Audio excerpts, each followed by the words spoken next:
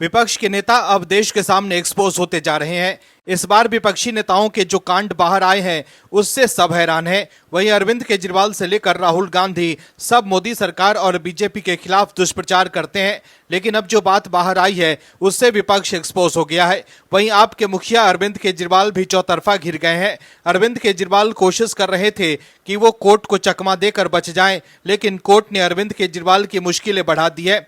Jail से बाहर आने के साथ ही अरविंद केजरीवाल की चिंता बढ़ती जा रही है। जनता की नाराजगी और सुप्रीम कोर्ट की शर्तों की वजह से अरविंद केजरीवाल ने सीएम पद से तो इस्तीफा दे दिया है, लेकिन आतिशी को सीएम बनाकर अरविंद केजरीवाल रिमोट कंट्रोल से दिल्ली को चलाना चाहते हैं। लेकिन अब अरविंद केजरीवाल के साथ जो हुआ है उससे आपके नेता तिलमिला गए हैं। इस खबर में आगे आपको बताएंगे कि कैसे अरविंद केजरीवाल को कोर्ट से लगा है झटका। इसके अलावा कांग्रेस के बारे में भी बताएंगे आपको इस खबर में, तो बने रहिए वीडियो में अंत तक और देखिए हमारी ये खास रिपोर्ट।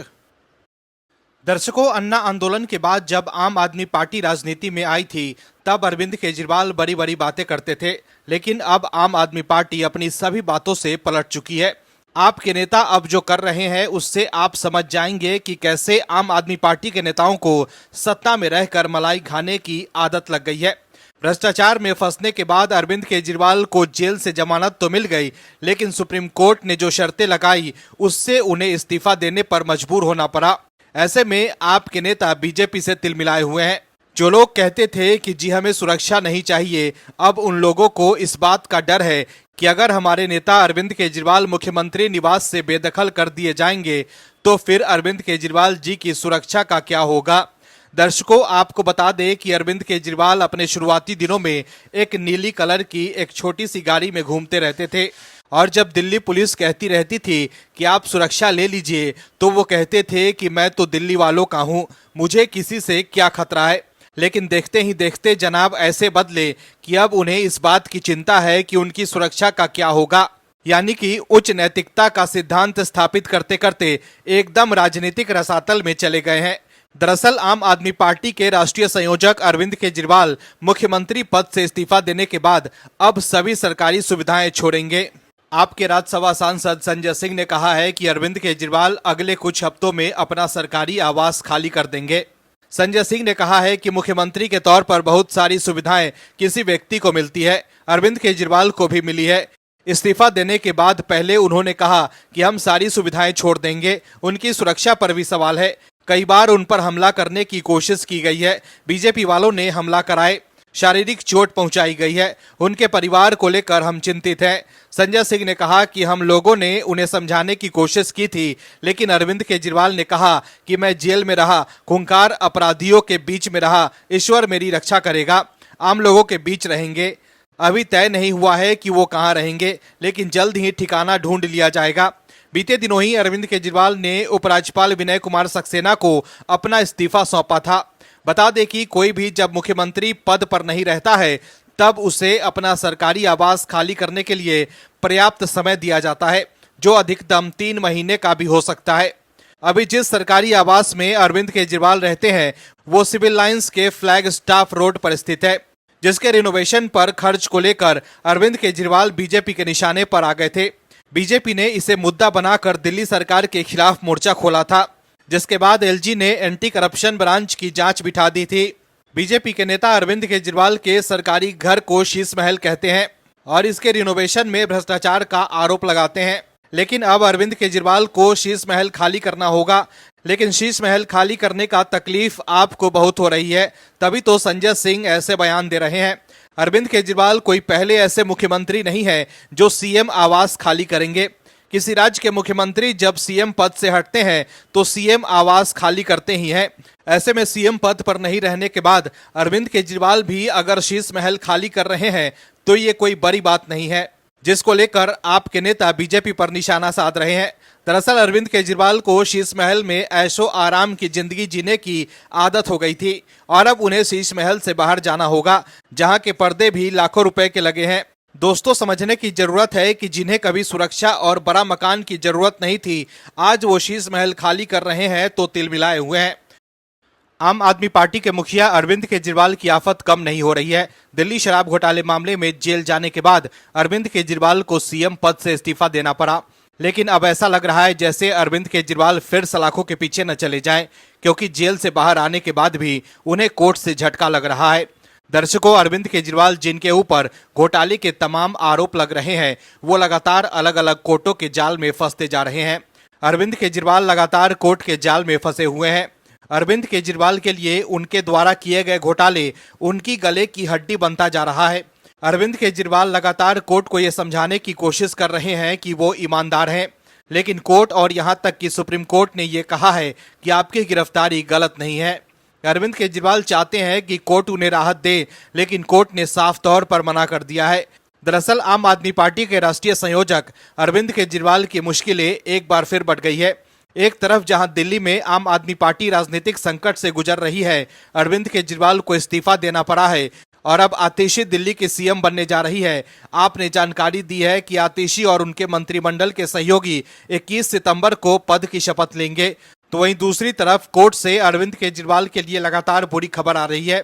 कोर्ट ने अरविंद केजरीवाल की 2 याचिकाएं खारिज कर दी है। अपनी याचिकाओं के माध्यम से अरविंद केजरीवाल ने कथित आबकारी नीति घोटाले से जुड़े धन शोधन मामले में ईडी की ओर से दायर शिकायत पर मजिस्ट्रेट अदालत द्वारा उन्हें जारी समन को चुनौती दी थी।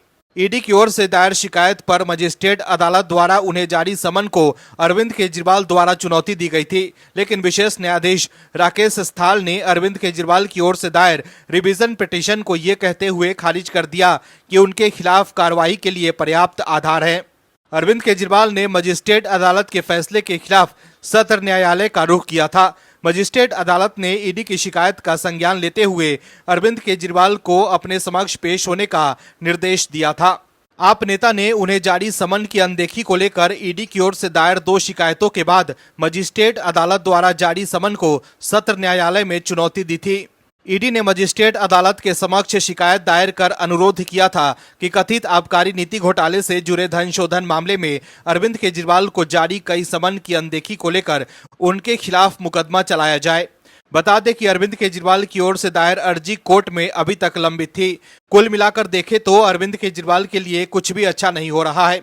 हर तरफ से उनके लिए बुरी खबर आ रही है। सीएम पद से इस्तीफा देने के बाद उन्हें शीश महल भी खाली करना पड़ रहा है, जिसको लेकर भी आम आदमी पार्टी तिलमिलाई हुई है।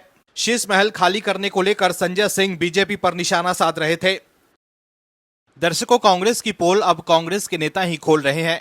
राहुल गांधी बीजेपी के खिलाफ दुष्प्रचार करते हैं, लेकिन कांग्रेस के नेता का जो वीडियो वायरल हुआ है उससे कांग्रेस की असलियत बाहर आ गई है और बीजेपी को जो शक था वही हो रहा है।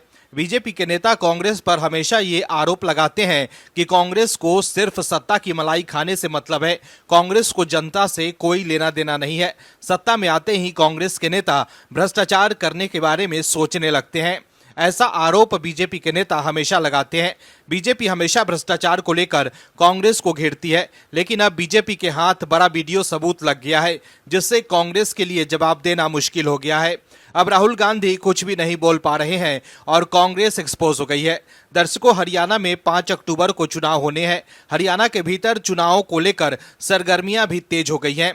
बीजेपी और कांग्रेस मुख्य दल है, तो वहीं जेजेपी और अरविंद केजरीवाल की आप पूरे चुनाव को दिलचस्प बनाने की कोशिश में है। लेकिन कांग्रेस चुनाव से पहले ही बुरी तरह घिर गई है, क्योंकि कांग्रेस के शासन का ईमान कैसा होगा वो उनके उम्मीदवारों ने बता दिया है। तमाम तरह की बातों को देखकर तो ऐसा ही लग रहा है कि सत्ता में आने के बाद कांग्रेस फिर से हरियाणा में खाओ और खाने दो वाली रणनीति पर चलेगी। कांग्रेस के उम्मीदवारों की बात सुनकर तो ऐसा ही लगता है कि कांग्रेस का शासन आएगा तो फिर से आर्थिक अराजकता को लेकर आएंगे। दोस्तों, अब हरियाणा की राजनीति में नया मोड़ आ गया है। दरअसल हरियाणा के चुनावी मैदान में ताल ठोक रहे कांग्रेस प्रत्याशियों ने सभाओं के दौरान विवादित बयान देकर जहां हाईकमान को परेशानी में डाल दिया है, तो वहीं बीजेपी ने इसे मुद्दा बना लिया है। कांग्रेस के नेताओं के बयान इंटरनेट मीडिया पर खूब वायरल हो रहे हैं। कांग्रेस के निवर्तमान विधायक नीरज शर्मा ने एक कार्यक्रम में जहां 50 वोट के बदले 1 नौकरी देने की बात कही है, तो वहीं कांग्रेस के एक दूसरे उम्मीदवार शमशेर सिंह गोगी ने कांग्रेस की सरकार आने पर पहले अपना घर भरने और फिर रिश्तेदारों को सेट करने की बात कही है, जिसका वीडियो सोशल मीडिया पर खूब वायरल हो रहा है। हालांकि घिरने के बाद कांग्रेस ने इन दोनों बयानों को उनके निजी बताकर पल्ला झाड़ लिया है, लेकिन बीजेपी कांग्रेस को एक्सपोज कर रही है। पूर्व सीएम भूपेंद्र सिंह हुड्डा के समर्थक नीरज शर्मा तथा कुमारी सैलजा के नजदीकियों में शुमार शमशेर गोगी सार्वजनिक सभाओं में जोश में होश खो बैठे और दोनों प्रत्याशियों ने हरियाणा प्रदेश में कांग्रेस की सरकार आने पर सरकारी नौकरियों को लेकर विवादित बयान दे दिए। इसको लेकर बीजेपी फ्रंट फुट पर है। कार्यवाहक सीएम नायब सिंह सैनी ने नीरज शर्मा की वीडियो को अपने एक्स पर अपलोड कर कमेंट करते हुए लिखा है कि हुड्डा की नियत और कांग्रेस के असली चाल चरित्र का प्रचार करते हुए कांग्रेस मैनिफेस्टो का पहला वादा नौकरी फिर पर्ची खर्ची पर बांटो। दरअसल सीएम सैनी ने जो वीडियो शेयर किया है उसमें शमशेर सिंह गोगी एक जनसभा को संबोधित करते हुए कह रहे हैं कि सरकार आने पर असंघ का हिस्सा भी होगा। सरकार आने पर पहले अपने रिश्तेदारों को खुश करेंगे जो हमारी मदद कर रहे हैं, जो भाईचारे में आ रहे हैं उनकी मदद करेंगे, लेकिन पहले अपना घर तो भरेंगे ही। इसलिए सरकार में पड़ने के लिए चुनाव जीतना जरूरी है। वहीं फरीदाबाद एनआईटी से कांग्रेस उम्मीदवार नीरज शर्मा के वीडियो में साफ सुना जा सकता है कि जिसमें वो कह रहे हैं कि भूपेंद्र सिंह हुड्डा सरकार आने पर 2 लाख नौकरियां देंगे। इसमें से 2000 नौकरियों का कोटा हमें मिलेगा। जिस गांव से जितनी ज्यादा वोट मिलेगी उतनी ज्यादा नौकरी मिलेगी। वहीं मुख्यमंत्री सैनी ने कांग्रेस उम्मीदवार शमशेर सिंह गोगी का भी वीडियो अपने सोशल मीडिया अकाउंट पर शेयर किया है, जिसमें उन्होंने लिखा है कि कांग्रेस मैनिफेस्टो का दूसरा वादा पहले अपना घर भरो, बाद में कुछ बच जाए तो जनता के लिए करो। वहीं वीडियो वायरल होने के बाद भूपेंद्र सिंह हुड्डा ने कहा है कि उनका निजी बयान हो सकता है, कांग्रेस से इसका कोई लेना देना नहीं है। Bureau report OMH news. और भी वीडियोस देखने के लिए चैनल को सब्सक्राइब करें और बेल आइकन को दबाएं।